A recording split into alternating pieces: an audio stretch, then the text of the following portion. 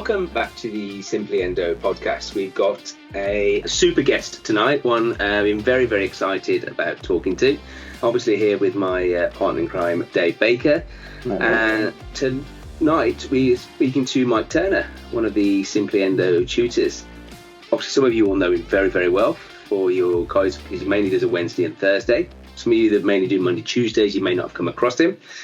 But one thing that Mike is fantastic at is talking about all things consent and complaints. So we thought we had to get him on and pick his brain. Not because he gets many complaints. It sounds like he's good at them because he's had loads, doesn't it?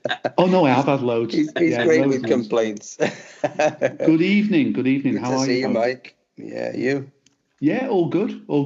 Busy day at work today. So I was doing one of my NHS days today. I was just saying to Rob there that we're doing access days today. So we have 14 patients, get them out of pain, and then stabilise them as well. And we've just had an access contract renewal. So we're going to be doing that for the next few months. So how's that work? Sorry, Rob. How does that work then, Mike? How does it on a weekly basis? So it's an incentive from NHS England to provide care for patients who haven't got a dentist. If they come off the end of the list, haven't got a dentist, so we can get them out of pain, we can stabilise them if you need stabilising, take rotten teeth out, do some perio, fill holes, that type of thing. And the idea being we can kick the can down the road for them so we can find their own dentist. So you're able to book half an hour for these patients, something like that? Yeah, they specify half an hour. You've got to have half an hour, so it's quite a nice day actually. Yeah, it's really good. Without being too personal, and I'm not expecting you to answer on behalf of the practice, how does it work in terms of remuneration? Is it based on UDA? Is it extra UDAs? Or yeah, it's quite an easy answer, Dave, really, because it's 38 UDAs per day. So whatever your UDA value is in your own practice, you can work that out. 38 UDAs, regardless of whether patients turn up or not, and what you do. So it's just a standard flat rate. So it's really good for practice. Yeah, and does that take a bite out of your total?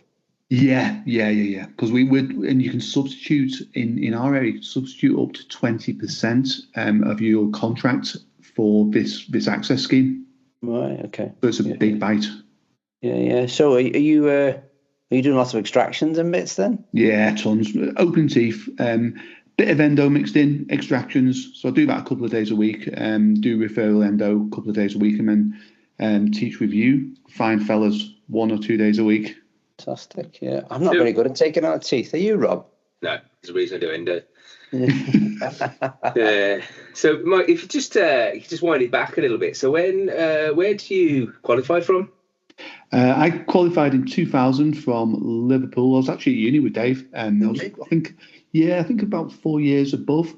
Perhaps, is that right? So I started in '99. I remember very much meeting you, and because you were in Andy Hunter's year and stuff. And I was that's right. Andy, yeah, our friend who's an orthodontist, and Although I always thought you were from Liverpool, to be fair, and it was only a few years ago you told me you were from Blackpool. Yeah. So I'm actually a stone's throw really from Formby. But I lived in Liverpool for a long time. It's like 12 years in Liverpool, because I stayed in Liverpool after qualification and worked in a lovely little hamlet called Birkenhead. Did you do your VT there? Yeah, VT in Birkenhead, stayed there, and then life blew me up to where I am now, which is in the northeast of England. So how did you end up in Newcastle from Liverpool?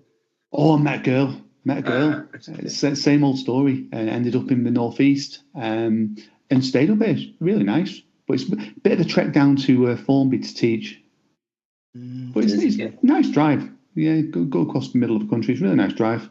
Yeah. And because where you working now? Because you've got quite obviously you work for Mini Corporate, don't you? And you've been with them quite a while. But you're not just your Joe dentist, are you? You've got more of a managerial role with them, haven't you? Yeah, so I work for Riverdale Healthcare, and we've got 60 practices across the country now. So it's like I suppose it's not a mini corporate anymore; it's a mid-sized corporate. And I during COVID, it all sort of kicked off, and I was involved a lot in all the policies and policy making for COVID, and I got made into a clinical director. So I looked after a lot of policy stuff during COVID, and then I got made clinical director of one of the practices, and that's where I am now in Eston in Middlesbrough. So I'm still heavily involved in the running of the practice, which is mainly an NHS practice, and then also looking at how the business runs as a whole as well, and particularly involved in these access sessions that we just mentioned. So do you support that you and the practice manager work together, hiring and firing, or is it more that you'll do this is how we want you to do your clinical work? How does that all work? It's basically, I'm the clinical director, so I look after mostly the clinical side. We've just got a new practice manager, actually. She's really good. So she's come from another corporate, Portman, and she was mostly private. So she's come with some really good ideas. She's been with us about 3 months now. So we're working pretty closely with her. But I tend to look after the clinical side of things within the practice, and she runs all the compliance stuff, all the stuff that we don't want to do, that type of thing. Yeah. Yes, it's a completely different skill set, isn't it, really? Like the kind of running the practice bit and policies and all that sort of stuff, isn't it? The clinical stuff is at least the stuff that's kind of feels relevant, isn't it? Yeah, it's stuff we're familiar with, and I think it's difficult because I never wanted to be a practice owner, and I know you guys have been practice owners. It was never for me because I didn't want to deal with all the other stuff that I wasn't very familiar with, and so now I've ended up with all of the responsibility and none of the money. So it's brilliant. Yeah. I work with Emma, don't I? So I've got neither. No responsibility and no money. Yeah, no, it's true, isn't it? It's quite a lot. So I guess stuff that you put together in the bit you do, does that filter out to the rest of the corporate? Or does it go some company in the other way, or? It can do. There's a sort of group of us. There's a clinical director, clinical lead group, and we kind of drive the practice forward from a clinical point of view together. We had a big day a few weeks ago where we looked at various issues that we moved forward together. Myself and another guy look after the endo side of things. There's Tom Brannan up in Newcastle. I don't know if you know Tom. He's an MSc from not from Simply Endo, from somewhere else. And he and I look after the auditing across the group and policy for endodontics. So do they have specific, are they dictated which files they can and can't use, or can they pick what they want? We give them wave one as standard. So they get wave one, and if they want something else, they can absolutely make a case for it. But we get a good deal on wave one, because we're like a mid-sized corporate. So there are people using other stuff, but we try and keep it to wave one just for ease of bulk buying and stuff and auditing. It's a lot easier. That's a nice file, isn't it? So they're not going to go far wrong with that, are they? Exactly. No, that's it. They get it really good here because we don't ask them to buy their own files or anything. If they need something special, we can get it for them. What do you use mainly, Mike? Do you use a mixture of things? So for my NHS work, I use wave one. And for my private referral work, I tend to use ProTaper Gold because it's just what I've been brought up on. You get a file that you're really, really familiar with. I was talking to another endodontist quite recently, and we were talking about torque control. And he said, I just turn it off. I said, you do what? He said, just turn the torque control off. I said, well, how do you know if a file's stressed? He said, I can just feel it. I was like, I'm not that brave. But you do get familiar with a file and how it works and when enough's enough, So I tend to use ProTaper Gold. I think those torque settings are probably... There was somebody who did a study on that, and I think it said they were probably nonsense anyway. By the time it's telling you to rewind or beep or whatever, it's probably too late anyway. Yeah. But I think you feel more of that with ProTaper than you do with Wave 1 anyway, don't you? But I think certainly... Not necessarily to say something against NHS or something for private, but I think if people are picking easier cases for NHS work, I think there's no better file probably than Wave 1 for those sort of things. It's just straightforward. But I think that there's not much that you wouldn't be able to do with ProTaper. Yeah, agree. And we quite often get asked at Simpendo, what's the best file system? Of course, there isn't one. It's the best one, whatever works for you. Yeah. Well, I was going to come out with the best file system then, but I won't.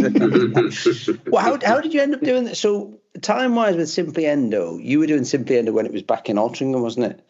Yeah. So we met again then, didn't we? So we did. I was, to take you right back, I was walking down the street. I was working in a place called Hartlepool, and I was walking down the street on a rainy November morning and thinking, I'm not sure I want to do this, forever just bashing my nash. I've got to do something else. And I thought I've got to try and upskill, because all these young whippersnappers are coming through with extra qualifications and stuff. I thought I've got to do something. And I quite liked endo anyway. So I thought I'm going to do something else, maybe endo. And just as a pure coincidence, a friend of mine said, I've just been on this course with this guy called Mike Horrocks, who, he's really good. He's from Liverpool. Now, I used to refer to Mike when I worked in Birkenhead, which is near Liverpool. I used to refer to Mike all the time. And I thought, I'm going to contact him and see what he's doing. And so I contacted Simply Endo and said, well, you can do this 10-day course and so on and so on. So I was kind of sold from the outset, because one of the girls, and I'm convinced it was Anita, phoned me and told me all about the Simply Endo course. And I thought, this is for me. And so I went along to Altrincham and did the whole MSc just on the bounce. I didn't take any time out, and just did it in 3 years. And then I was really, really lucky, because I was asked by Mikey if I wanted to do some lecturing, just as I hadn't quite finished my MSc, to be honest. And he said, do you fancy coming back and doing some lecturing, because we're moving to Formby and we're expanding and we might need somebody else. So I grasped the bull by the horns and said, okay, never done any lecturing before, but I went for it. I remember sitting in the room with him saying, look, I'm not sure what I can bring to the table here. He said, well, Mike, it's not what you say, it's I've listened to you, and it's kind of the way you say it that I'm interested in. So he thought I could bring something to the table, and hopefully over the last 8 years, hopefully I have. Oh, definitely goes without saying, mate. So what was your MSc title?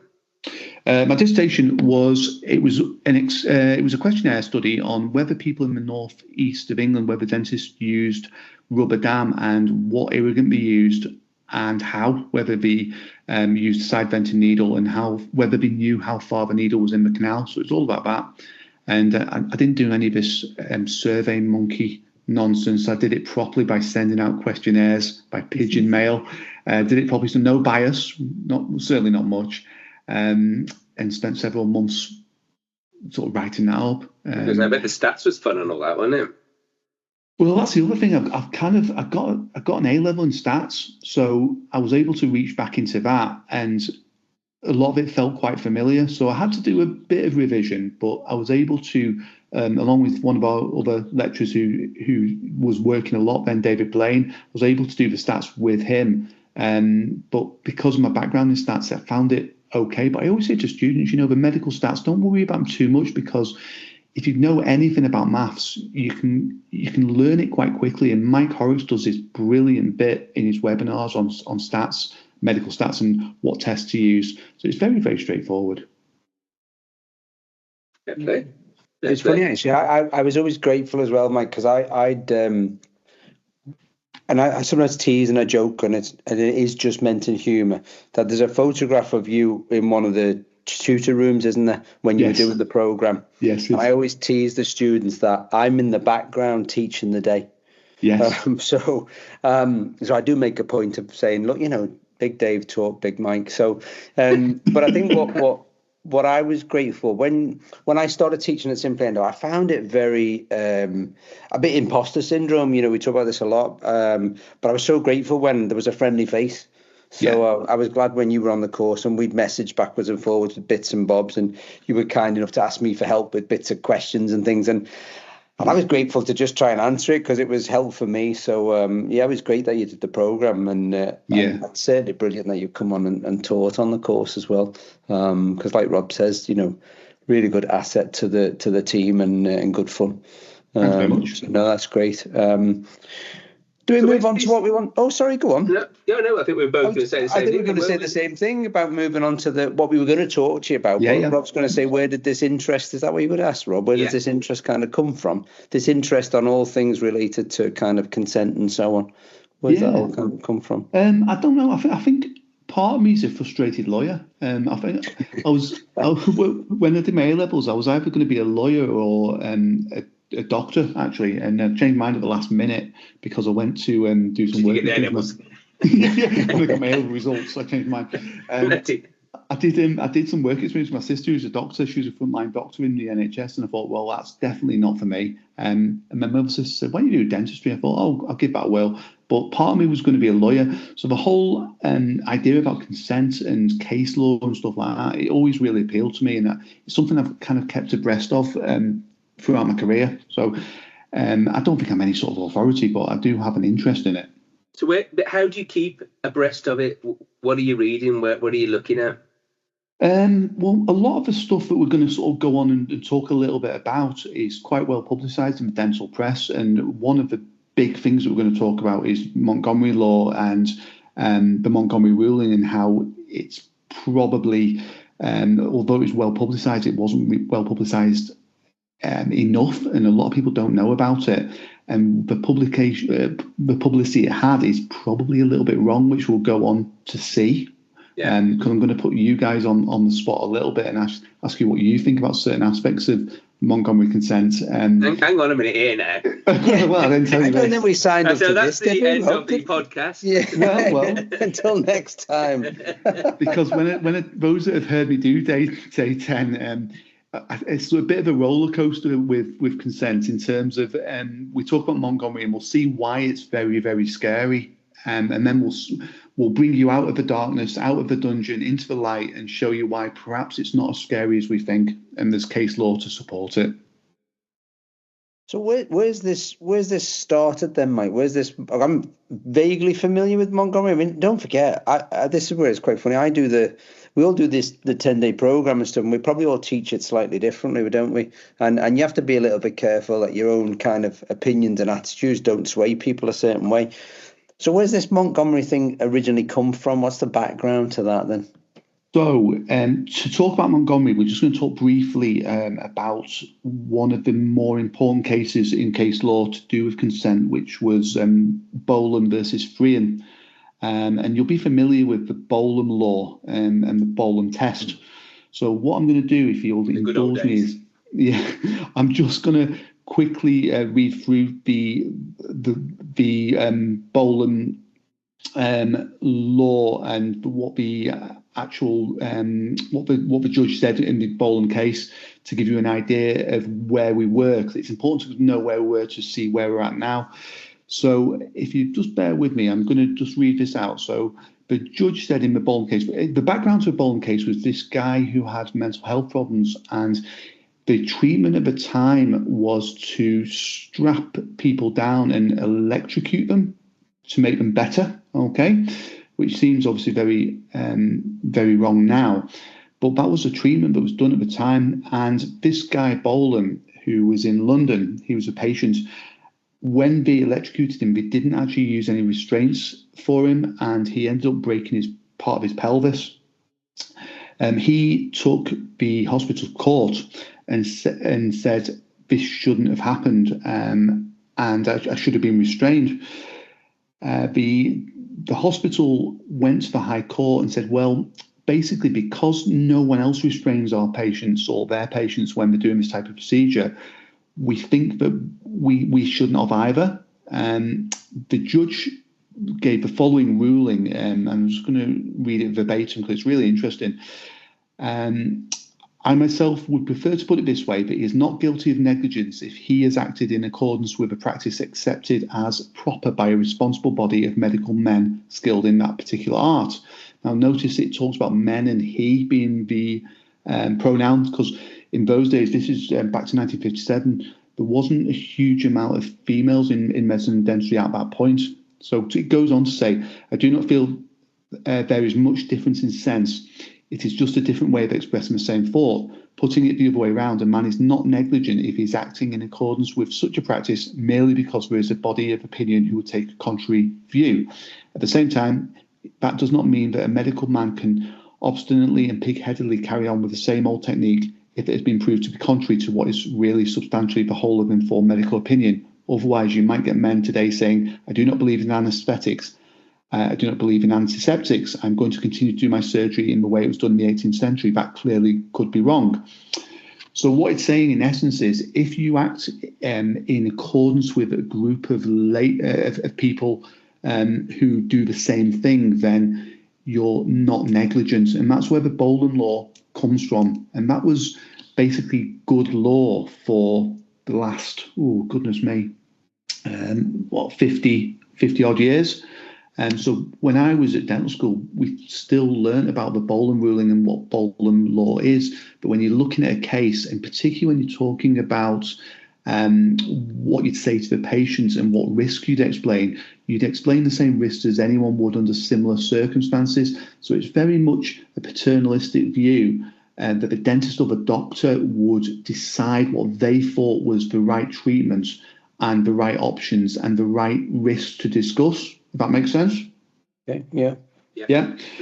So then in 2015, the Montgomery law came along, and people will have heard this, and it was well publicised at the time. This was a really sad case of a mum who had type 2 diabetes, and she was going to have a baby, but they knew was going to be quite big. They didn't decide to offer her a cesarean section, and she had a natural birth, but the baby got stuck in the birth canal and had a terrible hypoxic event and was going to go on to need lifelong care. The mum, Mrs. Montgomery, took Lanarkshire County Council to court, or Lanarkshire Health Authority, should I say, to court to say, we think there's been negligence here, and we think that we should have been offered a cesarean section when we knew the baby was big and the risk of the baby getting stuck in the birth canal was going to be increased. So the ruling in this case, and again, if you just indulge me, it went on to say, the High Court judge went on to say, an adult person of sound mind is entitled to decide which, if any, of the available forms of treatment to undergo, and her consent must be obtained before treatment interfering with her bodily integrity is undertaken. The doctor is therefore under a duty to take reasonable care to ensure the patient is aware of any material risks involved in any of the recommended treatment and of any reasonable alternative or variant treatments. The test of materiality is whether, in the circumstances of a particular case, a reasonable person in the patient's position will be likely to attach significance to the risk, or the doctor is or should reasonably be aware that the particular patient will be likely to attach significance to it. So in a nutshell, that means that instead of the doctor or the dentist deciding what the patient should know, it's now the patient who decides what they would like to know. What's a material risk? What will be important to them rather than what the doctor thinks is important to them? So it's a huge pendulum-like shift over to a patient-centered approach, if that makes sense. Mm-hmm. That scared the bejeebers out of me initially. Yeah, and that's quite right, Rob, because what it's talking about is the test of materiality in this case is whether someone will be likely to attach significance to the risk. Now, it doesn't talk about percentage risk. If we look at an endodontic procedure, and you're going to do a lower 6, for example, could you, in theory, numb up the wrong side, do you think? The answer is, yeah, you could, couldn't you? Mm-hmm. Yeah. Okay, it'd be one of these terrible never events, but it's possible. Could you, in theory, start endo on the wrong tooth? Now, all of these risks are something that the patient would attach significance to. So if you opened the wrong tooth, if you numbed up the wrong side, if you slipped and pushed the patient out the window, they're all very, very low risk, but they are a risk that the patient would attach significance to. Does that make sense? Yeah, definitely. Yeah. So it is really scary because you have to go through any risk at all that could occur during your treatment that the patient might think is important, no matter how low the risk. So that's the Montgomery ruling in a nutshell. So now, whenever we're doing any dental treatment or any medical treatment, we have to discuss any risk at all that the patient might attach significance to. Now, that in itself proves very difficult because any risk the patient would attach significance to, not just pain, swelling, but also really rare risks. Now, if we talk about, for example, a needle fracture, if you're doing an ID block, the risk is phenomenally low, but the outcome would be very unfavourable. So you should, according to Montgomery, when you're doing an ID block, discuss the risk of a needle fracture in the soft tissues. That's what, yeah, and that was the big issue for me, because I was kind of, when I'm teaching this day, I'll often joke and say, look, I don't even know what my wife wants after being married for 25 years. How on earth how can I find this information out from a 30 or a 45-minute consultation, appointment? It was that, it's like, how on earth can we, and if you lead the patient down the, it's very easy for you to start going off on tangents with patients and down paths and bits and pieces, and to get that relevant information. I know what you're going to come on to with the other articles going down, which is, obviously is a little bit more relaxing about it all, but this extremely bothered me. Yeah, and it absolutely should do, because nobody talks about the subsequent rulings that made, as you say, it all a little bit more palatable. In the same year, there was another obstetric case with another hypoxic event in London. It was Tasman versus Barts 2015.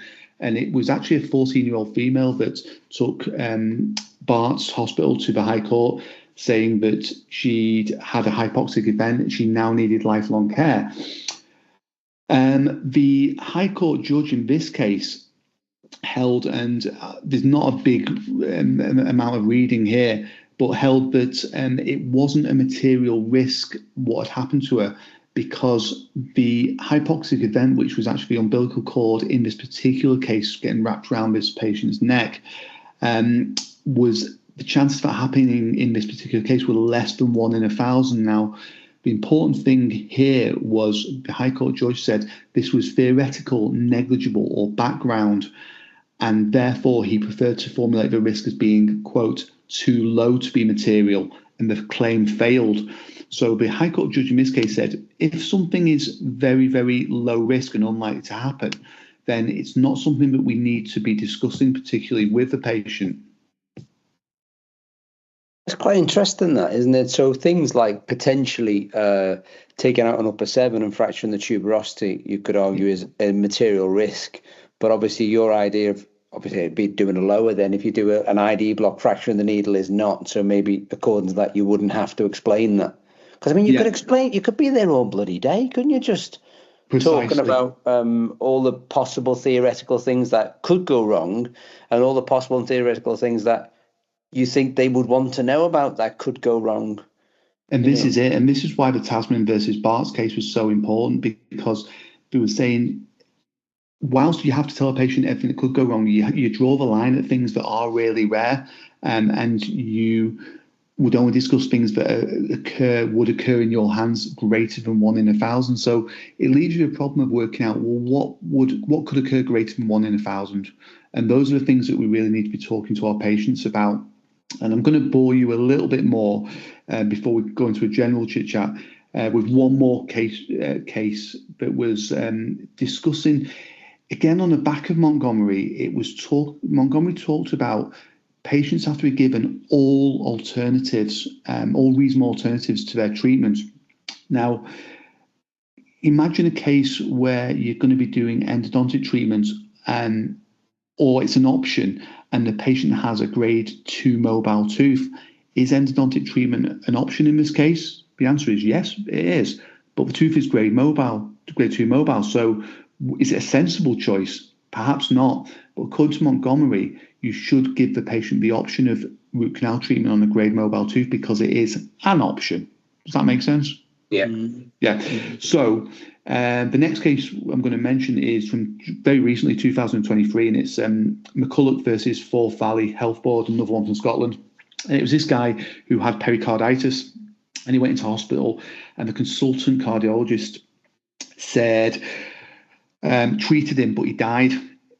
And his family sued the Forth Valley Health Board because they didn't offer non-steroidal anti-inflammatories for his pericarditis, which is an option. But the consultant cardiologist said in this case it wasn't a good option, because on the day that she saw him, he didn't actually have any pain, and he also had gastric ulceration. So she felt that it wasn't a good option for him. Unfortunately, he died, but the family took the Forth Valley Health Board to the High Court. The High Court judge ruled that Montgomery was dismissed in this case, that a patient shouldn't be given every available option if the treating clinician doesn't think it's a good idea or doesn't think it's in their best interest. So the pendulum swung back, and they actually mentioned Bolam in the summing up and said the test of whether an alternative treatment should be given is upheld by the professional practice test, which is Bolam. So when we're talking about alternative treatments for our patients, we should only be talking about alternatives that we think are a reasonable alternative according to this case, McCulloch versus Forth Valley Health Board. So it gets us out of sticky situations sometimes when patients say, I know I've got horrific perio rampaging through my mouth, but can I have some implants? Right, yeah. See, I remember coming across a case somebody had mentioned some years ago, which was where like an upper five, I think it was really broken down, and it was going to need endodontic treatment and a post, but there was no ferrule. Yeah. And then the I don't know, it was a bit of an urban legend, but it was the idea that they got into trouble because they didn't offer crown lengthening. But I guess that's kind of what you're saying, isn't it? Going by that you could say, well, actually, you could have crown lengthening, but what would most people do? And most people probably wouldn't do that. Yeah, I guess if crown lengthening is an option, though, it's not to discount it. But let's think of an example where crown lengthening wouldn't be an option. Again, going back to if the patient's got unchecked perio and crown lengthening is not a good idea, well, but the patient will read up about crown lengthening and say, well, can I have this crown lengthening thing? You could reasonably argue that it's not right for them, so therefore you wouldn't need to give it as a particular option in that case.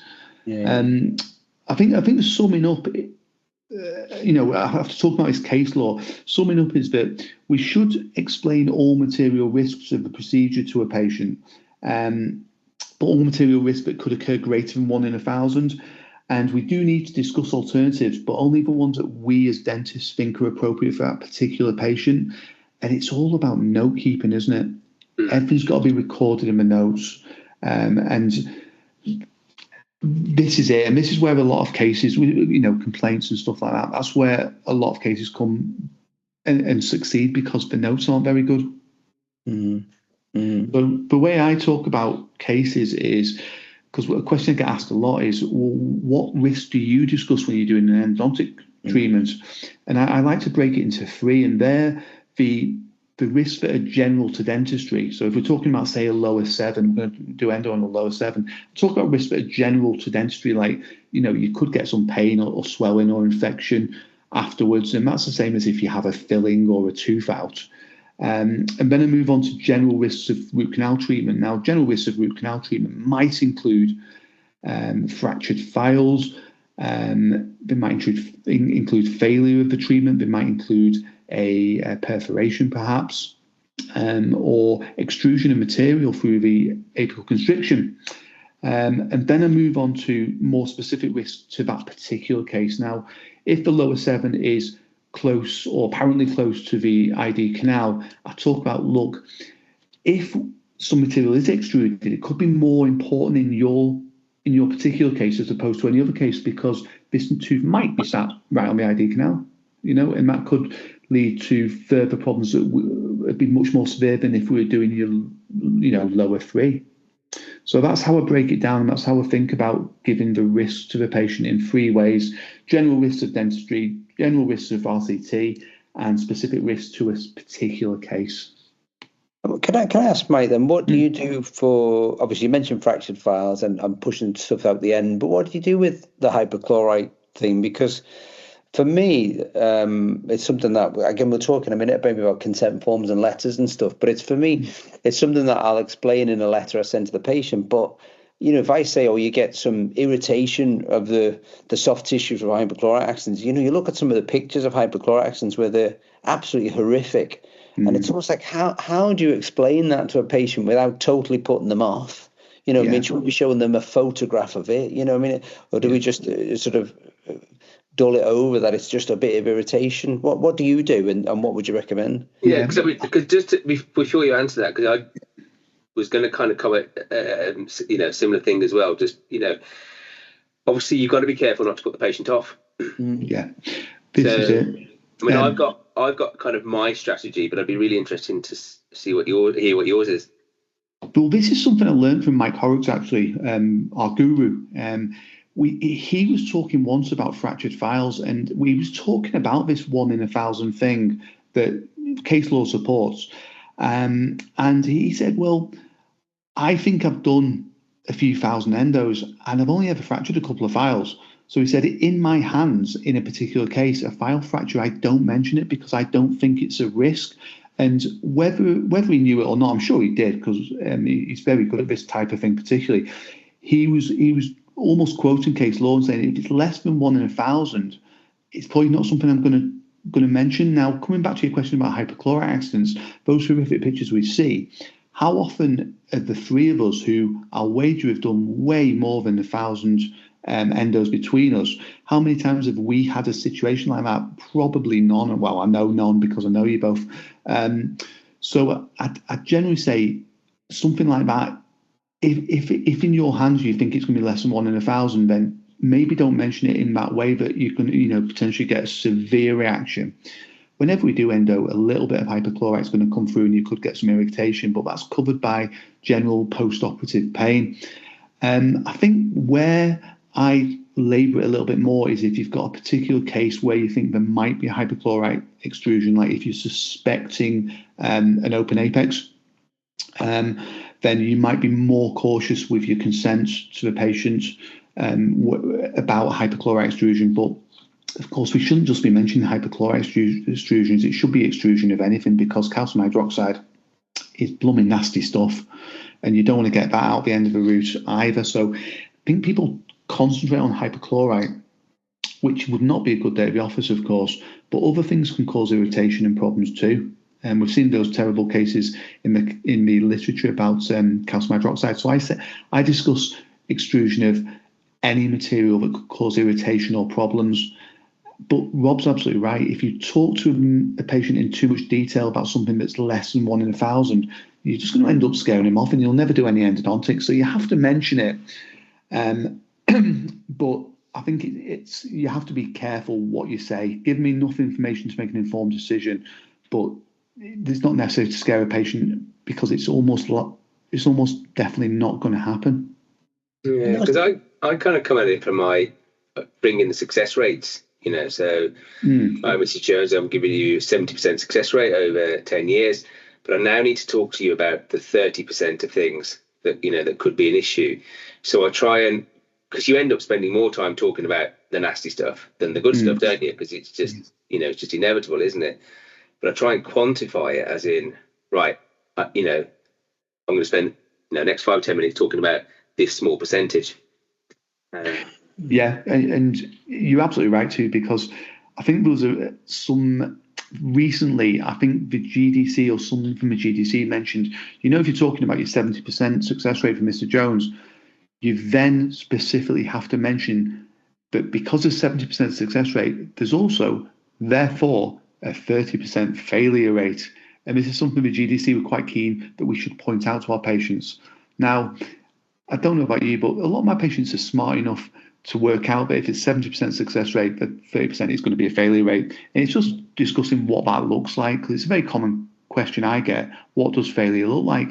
And I talk about, pain, swelling, infection. But also, as you say, Rob, I bring in, this is when some of the other things that I've mentioned could occur.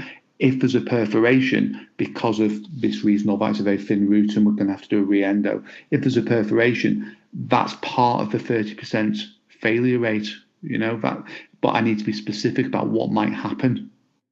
What about those patients, Mike, who just don't want to know? Because, I had a chap the other week. It was a Saturday. I'd done a day of consultations on a Saturday, which is hard going, isn't it? Because you're just saying the same thing to everybody. I could almost do with like a button I pressed, just to play the same what I say, because I must drive my nurse mad because I say the same thing. I said that to my nurse and she actually repeated back what I say, so I'm obviously consistent. But but there was a chap who was in, really nice guy. It was an endo that was a retreatment. It looked like it could have been perforated before. It was through a crown. It wasn't crazy difficult. But I started going off into my patter and spiel, and he went, I don't want to know. Just do what you've got to do. I've come to see you because you know what you're doing. I don't want to know. Should I be forcing him to listen, or should I just go, okay, you don't want to know? That's a great question. One of the summings up in the cases we talked about discusses this, and it says that you don't need to talk about things that can go wrong and consent, or that part of consent, if a patient doesn't want to know. Now, I don't know if I slightly disagree with this, because I think you'd be on very, very sticky ground. And it's one of these things where the patient doesn't want to know then, but when something does go wrong, the patient will want to know all about it then. So whilst we have to be careful not to force our patients to do anything, I mean, we're talking about consent, I think I'd say, look, I know it's boring. I know you don't really want to hear it, but it's part of the consent process. I'd really like you to listen. Now, if the patient said then, no, I'm cutting you dead, I don't want to hear it, you'd maybe have to consider, well, should I be doing the treatment? If the patient's not willing to listen to what might go wrong, can they make an informed decision about their treatment, not knowing what could go wrong? And this can get very, very philosophical. But I think for me, I think that I'd be very worried about doing a treatment if a patient said, no, I'm not going to let you tell me. I think I'd be worried that they weren't consenting properly, even though case law suggests that you don't have to tell them if they specifically say, I don't want to know, because it's very easy for a patient to turn around afterwards and say, oh, no, I did want to know. Maybe he misunderstood what I said. I did want to know, he just didn't tell me. And patients are fickle like that sometimes, particularly when something goes wrong. So I think for me, I'd kind of say, look, if you want me to do the treatment, you need to hear what I've got to say so you can make an informed decision. And I think 99% of those patients who say, I don't want to know, would probably capitulate then and say, all right, go on then. Mm-hmm. What about like supporting, follow-up letters? I mean, people do short videos these days as well, don't they? And email those to patients and stuff like that. I mean, yeah, I think it's a great idea. The more information within reason you can give to a patient so they can make an informed decision, the better. When I first started out, before I started lecturing, I had already started doing referral work, and I started writing letters to patients after I'd done the consult, explaining some of these things in a bit more detail than perhaps I needed to. And every patient cancelled. I'm not having that root canal treatment. That sounds awful. I could get what? Bleach through the end in my jaw. No, I'm not having that. And so I had to temper what I said quite a lot. And whilst it has to be medical legally sound, we do have to be careful. We don't, like you say, Rob, put patients off. Because otherwise we would never do any dentistry. I had that though, Mike. I had a guy who came back to me some years ago. I'd still do the same thing, but I had a letter I sent out, and he'd come in for the appointment. He said, I don't want you to do it. And I said, what do you mean? And he said, you know too much about these things. And I was like, would you rather I got the cleaner to have a bash? You know what I mean? What? It's bizarre, isn't it? I mean, you wouldn't go and see the heart consultant and go, you're going to do my heart off. But is there anybody who knows a bit less about it? I mean, I'm not putting myself in the same category as a heart consultant, but it is funny, isn't it, about almost giving them too much information. I do that bit about sending letters out to them after an assessment. And I think it probably works quite well. I don't know how many of them read it. I mean, on that note, how do you feel about, and I mean this in the nicest possible way, but if people are just a bit thick, so you get patients, don't you, where they'll say, I've had root canal, and they'll point to it and they'll go, he's taken the root out of that one. Yeah. And you go, he's done what? He's taken the root out of that one. And you know what they mean, but they've not really a clue about what endo is, have they? And I feel like sometimes you say things to people and you think they don't have a clue what I'm saying. Should we be testing them? And I think one of your colleagues has done that in the past with implants, hasn't he, Rob? Does he send out a test to some to people? Yeah, definitely, because he was trying. Obviously it was the issue of making sure the patient understood, and so he was designing these like little tests for them and bits and pieces, and it was just a complete disaster, really, because they either wouldn't want to do it or they felt anxious and so it didn't last long. I mean, he now uses software, which is really clever, actually. It's not a dental software. It's actually a marketing software. And, we're talking like 40, 50 grand treatment plans here. It's not your quick endo, or not, quick, but your whatever £1,000 endo. And it's really clever because he can tell if they've read it. He can tell how much time they've spent on it. They have to click after each section, and he can tell how long they've spent on each section. And so what it'll do is he can, if somebody's, right, I've just sent them a 50 grand treatment plan. I'm doing it all on 4 or 6, whatever it is. And, I've sent you all the information, but you haven't read it. Or, you've only started to read the first, couple of paragraphs, or you kind of skip through it in 30 seconds. Is there any more information I need to give you? And again, it's not perfect, but it's probably the closest thing I've seen, really, to trying to get that right. Yeah, it's an interesting one. I think there's a couple of things here. If someone can't understand because they're not able to. If we take that to the extreme and talk about patients who literally don't have the capacity to understand, consent for them is a little bit trickier, but the phrase is nobody can consent for the incompetent patient. And I guess we all feel that we've had incompetent patients in the past, but someone who genuinely can't consent because they simply cannot understand, no one can consent for them. So what you get there is best consent, and it feeds into what you were saying there, Rob. What you need to do there is put in the pieces of a jigsaw as best you can, by giving them as much information in a way that they can understand. And what I always try and do, and it's little tricks of the trade, is get them to reflect back to you what they've done. It's similar to what your colleague does with the implants, but not quite as much. Explain everything and say, just tell me what you think I'm going to do, and making sure they've got it. Now, at this point, I always tell this very small anecdote about a case I had where, and all our listeners, both of them, will be familiar with the story I'm about to tell, which is that's just us two, isn't it? It's just me and Rob. Ben had we got 4, mate. We got 4. Week. Double Valentine's audience. So I had this lady come in, and she wanted a full, and God knows why I agreed to it, but I did. And she had like class 5 ridges. It was never going to work. And all the way through, I got this bad feeling that, she was going to be upset with the dentures I made. Anyway, made the dentures. But halfway through, I started thinking, I need to really make sure she knows they're going to be loose. So I told her, I put it in the notes, I wrote her a letter. I got her to sign the letter in front of me, all the things you would do to say these are going to be loose, these dentures, because we can't make a denture that's going to fit. Anyway, we fitted them. Next day, nurse comes through and says, she's on the phone. Yeah, she's not happy with the dentures. I said, right, get her in. So she comes in and I says, so what's the problem? She said, well, they're moving all around and I can't eat my food.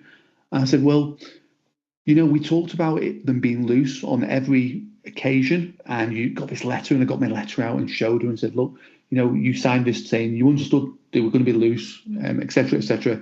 And she said the killer phrase, I didn't understand what you meant when you said loose. Okay. So I contacted Indemnity and said, right, what do I do? And they said, yeah, you give her money back, Mike. And I went, what? Really? I've gone to every length to ensure that she understood.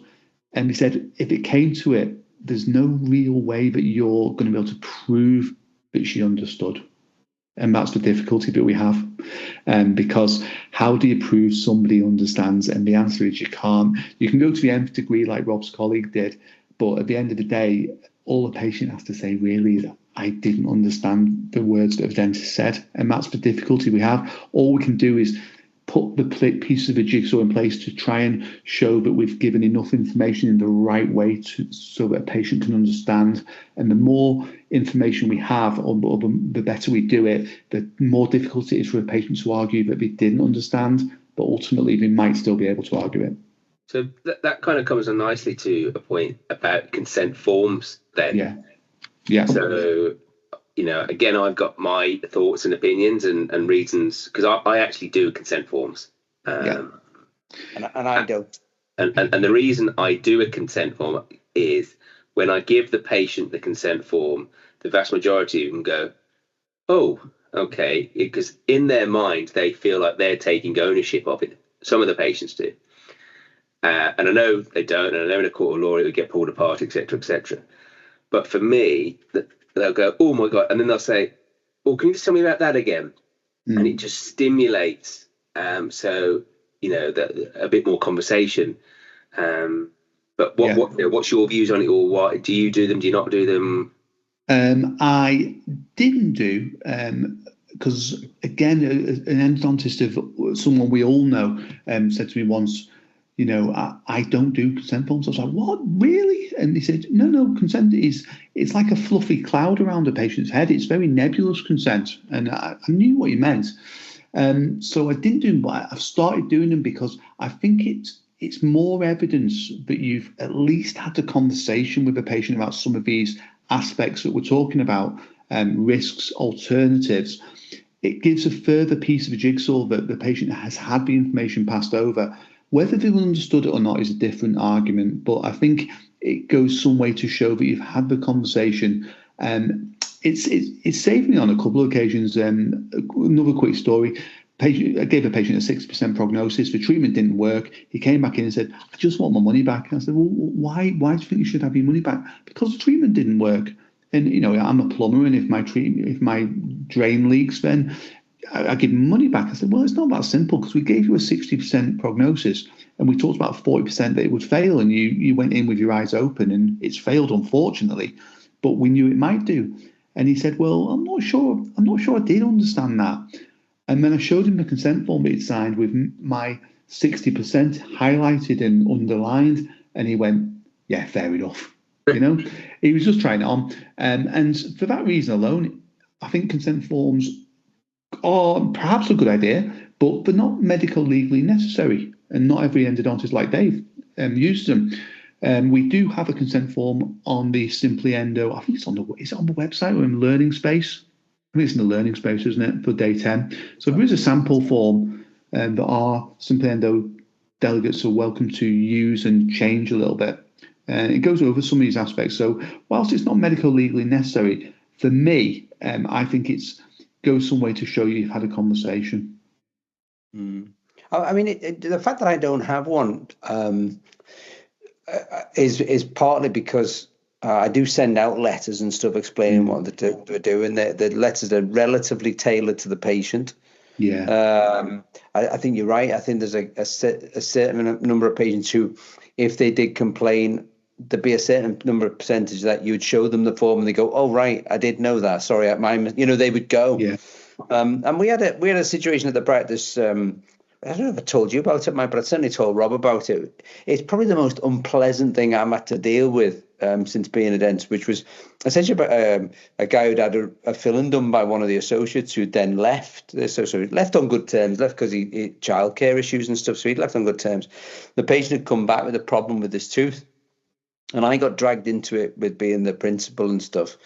And I just said, "Oh, look, what I've always found helps is when I have a problem with a patient, I'll read back the notes to them." So this dentist's notes spot on, really good. I know how good a dentist he was. I know how thorough he was explaining stuff to people. And I said to this guy, I said, "Look, dentists explain this to you, that it might cause pulpitis, a deep restoration, or it might need it taken out. You need root canal treatment or taken out." So I read the notes to him, and the patient just went, "He didn't say that." I was like, right, but he's written it. And then I got a whole barrage of abuse, and it just went out of control, and he became horrendous, this guy. But that initial bit of just going, "He didn't say that," I thought, God, how do we get around that? And maybe if there'd have been a consent form that the guy would have signed saying, "I'm aware it'll cause pulpitis or something," maybe he would have, he would have had less to stand on, wouldn't he? The alternative is I've thought about it with, recording every conversation you have with people. Yeah. And obviously the storage space of that would be immense, and it would have to include all my silly jokes and probably swearing and, holiday stories and daft stuff and laughter. But when people say to me, "Oh, the patient come in and record the conversation," I'm like, I have no issue with that to some extent. Yeah. Because I'd be quite happy. Yeah, agree. I think it's potentially coming along the horizon, and I for one, would be for it, because I think it really gives a true reflection, obviously a true reflection of what's actually happened in the surgery. And your patient saying that didn't happen. Unfortunately, there was another case, and it was a few years ago, but I think it was, I can't remember if it was a dental or medical case, but I think it was dental actually. And it was a lady, I remember, female patient and a female dentist. And the advice had been given about 3 or 4 years before, or the interaction happened 3 or 4 years before. And again, the patient said it didn't happen. And the dentist was saying, well, we've got contemporaneous notes here, but haven't been tampered with, haven't been touched. I wrote them at the time, that's what happened. And it went to court, and the judge ruled that the patient was right because the patient could remember better than the contemporaneous notes, which was just the most ludicrous ruling in the world. And it makes all our notes completely, or it was going to make all our notes completely pointless. What's the point in writing notes if a patient can say that didn't happen? But is it? And again, I've heard things, and I don't know whether this is just folklore or just urban myth, but people are saying now that they've been in front of whoever, and the solicitors have got hold of it, and they've said, "You wrote this, but did you say it?" Yeah. And this comes down to, just going back to consent forms for a sec, it comes down potentially to pro formas. Pro forma notes, cut and paste stuff.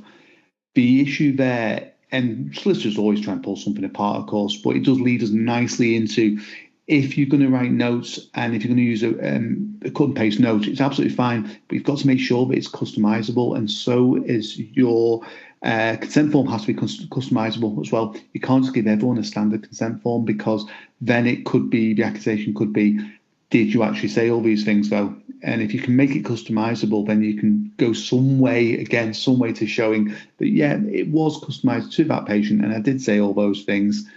But ultimately we are at the mercy of potentially a solicitor going, well, did you, or can you prove you did? And the answer is, well, no, but it's the best I've got. This is the problem. It comes on to writing good notes and moving on to sort of complaints and when things don't go our way. And what I say to all my students is, speak to indemnity early. If things do go the way it did with Dave's patient, or a couple of my patients over years. I did speak to indemnity with that patient, in fairness, but this was something that it was more a situation for the police and stuff like that than indemnity were quite helpful, but just said, have you told him you've got a zero tolerance policy? I was like, I don't think he wants me zero tolerance policy. I think he wants to break my legs or something, But yeah, no, I think you're right. But I mean, indemnity was my first choice, to be fair. Yeah, this is it. And one of the biggest myths, and I want to take this opportunity to bust this myth wide open, is that if you phone your indemnity and get advice, your premiums will go up, and that's simply not the case. The earlier you contact them, the better. If you've got a problem and you know the answer to a problem, the opposite might happen. You might find your indemnity goes down. Now, indemnity, this is a spoiler for you, indemnity companies and insurance companies say that they don't look at risk of the practitioner. They say, no, everyone's kind of on a level playing field. They say it doesn't work like car insurance, but I know it does, because I know people who work for indemnity organisations.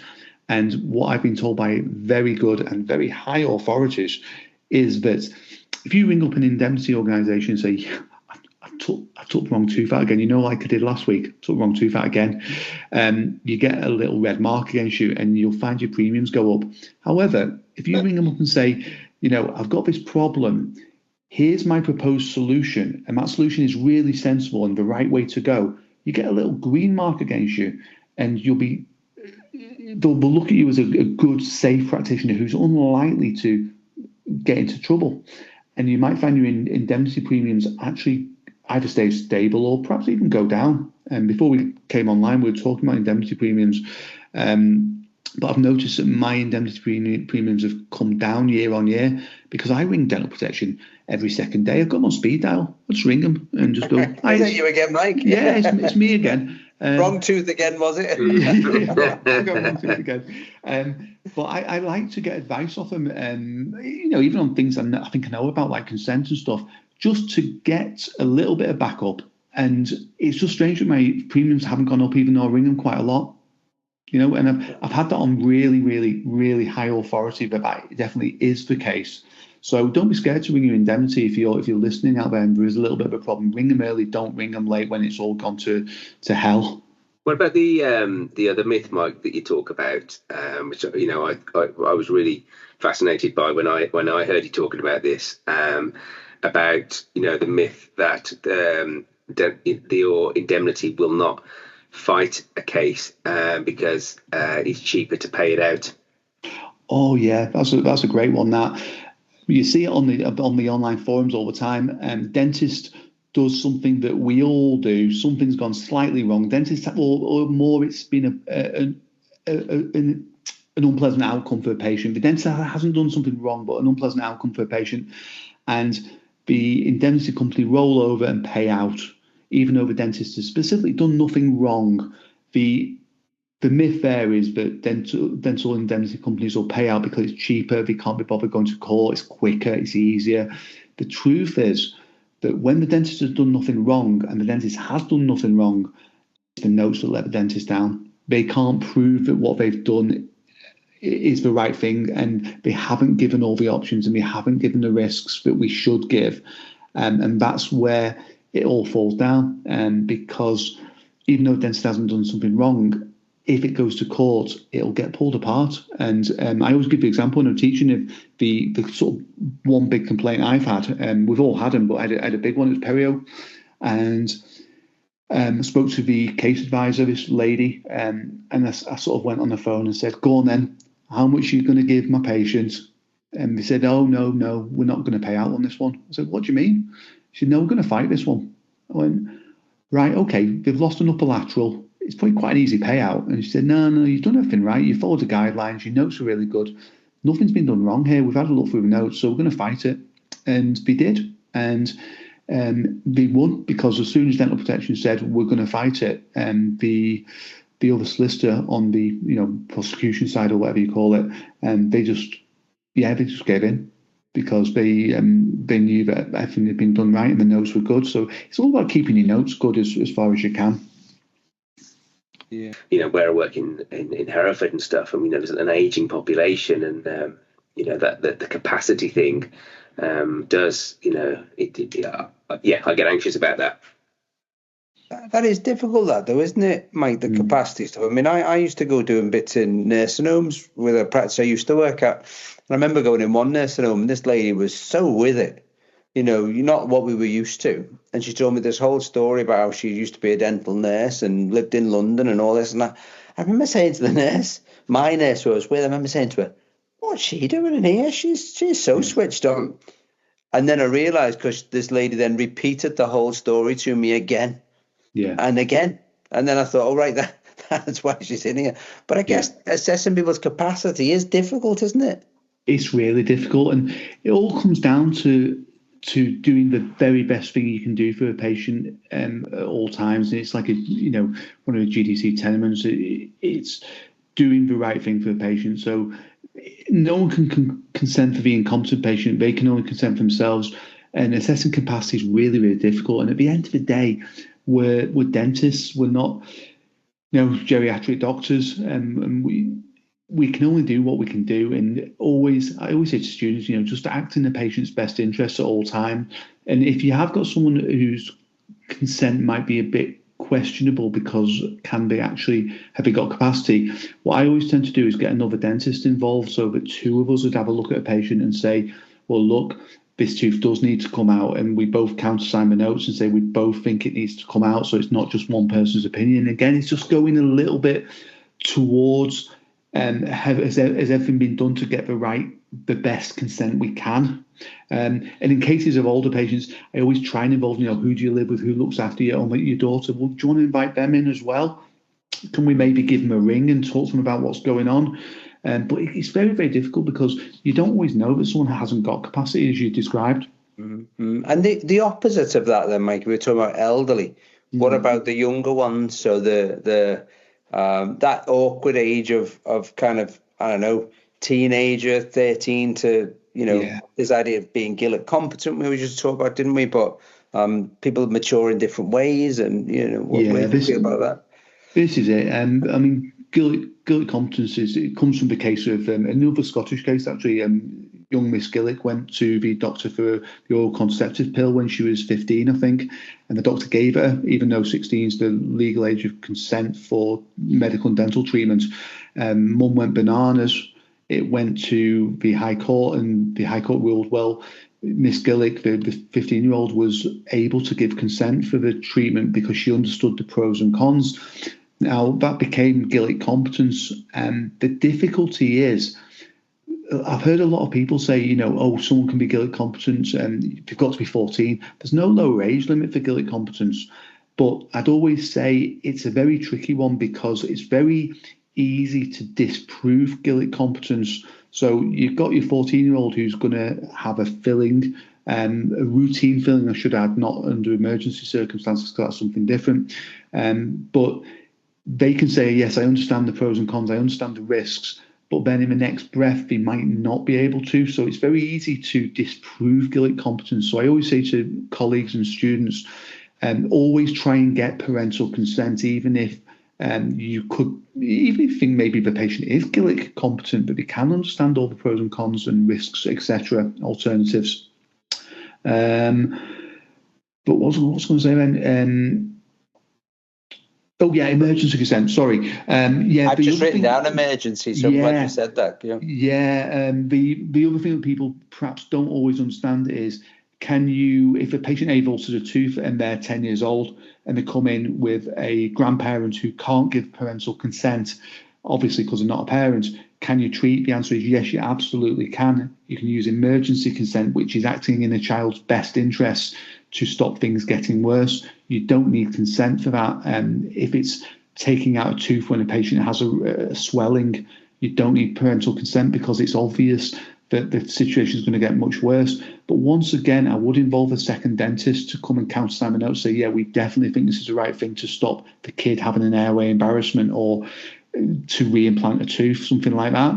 Where emergency consent doesn't come in is if little Johnny or little Sarah needs a routine filling, then you need parental consent. And parental consent is something that grandparents and siblings can't give. And in my practice in Middlesbrough, we often get older sisters come in saying, well, I'm over 18, so I can consent for them. And of course they can't, because parental consent means parental consent. It's got to be a parent.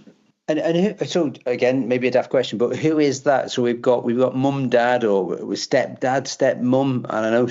Yes, step parents can get parental responsibility, but it would be a court process. So they can, but they wouldn't automatically have it. And you have to be very careful when you're treating any kids. And we're sort of moving on to general dentistry now, but when you're treating any kids, it's important to know who's bringing them, because where I work, it could be anyone that's bringing them. You assume it's mum or dad, but it could be anyone. And I've had a case quite recently where I said, so who have you brought, Sarah? This is Dave. Okay, right. Who's Dave? And I said, are you dad? And he said, yeah, sort of. And it turns out it was just mum's new boyfriend. That was it. So obviously no right to consent at all. So we do have to be careful, and we do have to ensure we know who is bringing the child in. Even it's sometimes a difficult conversation, because quite often kids, and particularly in some areas, kids won't live with the parents, they'll live with a guardian, and that's always a little bit difficult, because there's generally two things that can happen. It's guardians often have something called a residential order, which is where the kid lives with them, and they look after the kid, and they make reasonable day-to-day decisions, like can they go on a school trip and that type of thing, and obviously unpack lunches or school dinners, but but day-to-day decisions like that. But they can't make medical decisions. The other thing is some carers have something called a special guardianship order, and that does actually transfer parental responsibility to them, but that's a court order that they'd have paperwork for. So if you're in any doubt, say, because often carers say, I've got a court order, and it's not good enough to take that. You have to then say, I'm going to kind of need to see that, because quite often it's a residential order which doesn't give them rights of consent. It's only a special guardianship order that gives them rights of consent. Right, okay. It's a bit of a minefield. Well, I mean, I always remember, and you know, all this kind of being there at the time of the birth, which obviously mum normally is. But, you know, this idea of dad being there at the time of the birth, is that all just out the window now then? Or it's gone out the window. It was a thing for a little while. It was before a certain year. If dad wasn't named on the birth certificate, he didn't have parental responsibility. So it became awfully awkward for a short period of time. Now, those kids that affected are now all over 16. So we don't have to have that awfully awkward conversation anymore. So that's one good thing out of this podcast. We don't have to have that conversation. Are you actually the dad? Are you really? Yeah. What about the window cleaner? Yeah. No, I was down the boozer with a cigar. It's crazy, isn't it? And consent forms for kids then? How does that work? Is there a consent form but you give it to the parent? Or that 16-year-old, would you have a different sort of consent form? That's a really good question, isn't it? Because you've got to tailor your consent to the patient you're talking to. So say it's a 16-year-old who can give consent for himself, because obviously 16 is the legal age of consent for dental treatment. Would you word it differently? I don't have specific consent forms for younger patients, actually. But I always try and involve parents. Anyone 18 or under, I try and see if I can involve parents, particularly if they still live with parents. Do you want to bring your mum for a bit of support? And then just chat it through with mum as well. The other thing is, and just while we're touching on it, again, in my area where I work, there's a lot of times patients come in for checkups with grandparents and stuff. I don't know what you guys feel about that, because the way I always look at it is, we always got taught about implied consent, whereby if a mum rings up and says, I want little Johnny or little Sarah to have a checkup, I'm going to book them in, that's implied that you're going to examine them. And that wouldn't cover things like fissure sealants or fluoride application or radiographs, because the implication isn't there that they want you to take a radiograph because they don't know you're going to take one. That makes sense. So we use a lot of implied consent in my practice, whereby grandparents and stuff can bring kids in for a checkup, but then for anything else like radiographs or treatment, then we'd have to get parental consent. Is that implied consent the same thing as if someone sits back in your chair and they open their mouth? Is that the point? They're opening their mouth to let you get, because often people open their mouth before you don't say open your mouth, do you? They just open, Yeah, that's exactly it. So, because of course, as you know, if you haven't got correct consent and you touch a patient, the actual charge will be battery, which is touching a patient without consent, without the threat of violence, which of course will be assault.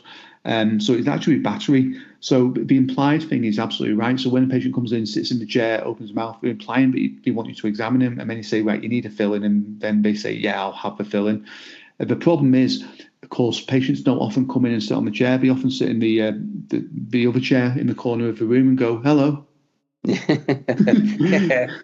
Get out of that chair and get in my chair. Yeah. Which chair shall I sit in? Maybe the dental chair. Maybe that one. That's when they decide, the little old ladies decide to take their coat off with the 47 buttons. Do you know what? I was only talking about that today. I was saying, I love, obviously, it's treat a lot of elderly patients, but it can drive me crackers because it takes them an hour to zip up the coat, and they seem to buy coats with hundreds of buttons that they want to do every one up. Yeah. Generally when I'm running behind. I love it when they precede it by saying, shall I take off my coat? And you go, no, you're all right. You're and fine. Then they say, oh, I'll take it off. No, you're fine. I know it's 50 degrees in here, but you're good. I'll just tell you, we when I used to, as an SHO, used to do GA sessions, And I won't say the name of the consultant at Liverpool. He was a lovely man on kids, but I won't say because it's probably a bit unfair. And he was, Michael, remember him, lovely guy on kids. And I used to panic with the consent form for kids because we used to have to write about the problems with the GA. So you'd have to write, about feeling sick or that sort of stuff, but also around the risk of fatality. And you made me feel better, to be fair, Mike, with what you've explained tonight about, sort of material risk and things that happen and stuff. But this consultant, I said to him, I don't know what I'm supposed to write, and how I'm supposed to say it. So he said, well, what I say is I tell the parents that, more often than not, little Johnny, they'll come round and they'll be absolutely fine and no problems. And some children take a little bit longer to come round and some don't. And then he moved on. And I thought, okay, you've just told them that there's a risk their kid could die without telling them. So I thought, right, I'm going to do it. I'm going to do it exactly how he's done it. So I said, right, same thing. Some don't, most kids come round fine and some take a little bit longer to come round and some don't. And the mum went, what do you mean they don't? I was like, oh, God, this has made it worse. So I used to just write it on the form then. I used to just write, risks associated with GA. And I'd often say to people like, oh, you understand the risk with the GA, don't you? And I felt like I was like giving them a big winky smile, you know what I mean, don't you? And then I thought with adults, do I tell adults the risk of a GA, if they're having wisdom teeth taken out? And then I used to think, well, if it goes wrong, they can't sue me, you know what I mean? Because they're not bloody here. So I found it really difficult, those sort of conversations and that in those things. But maybe I was overthinking it, possibly. Well, the good thing is, Dave, that usually the anaesthetist to go through that, so we don't have to. Yeah. But it was on our form. It was on our form that we had to hand to them. But you're right. Yeah, I guess the anaesthetist probably did it as well. Yeah. Oh, gosh, Mike, I've learned loads tonight. I know, it's been fantastic. So I think 2 hours we've been wittering away. God, it felt like 10 minutes. Do you think anybody's got to the end of listening to? I hope so. I don't think anyone's listening, are they? I think they'll have learned lots there. To be fair, I hope. We'll have to make it a two-parter, DB. Yeah, really good. That it's been great. I've really enjoyed it. Thank you very much, Mike. Really appreciate your time. And no doubt we'll catch up again, Mike, and have you back to talk about something else, maybe chatting about endo and stuff. Yeah. Bit of endo, like that. Really appreciate it, Mike, and look forward to seeing you soon. Cheers, Rob. Cheers, guys. Cheers. Take care, guys. Bye-bye.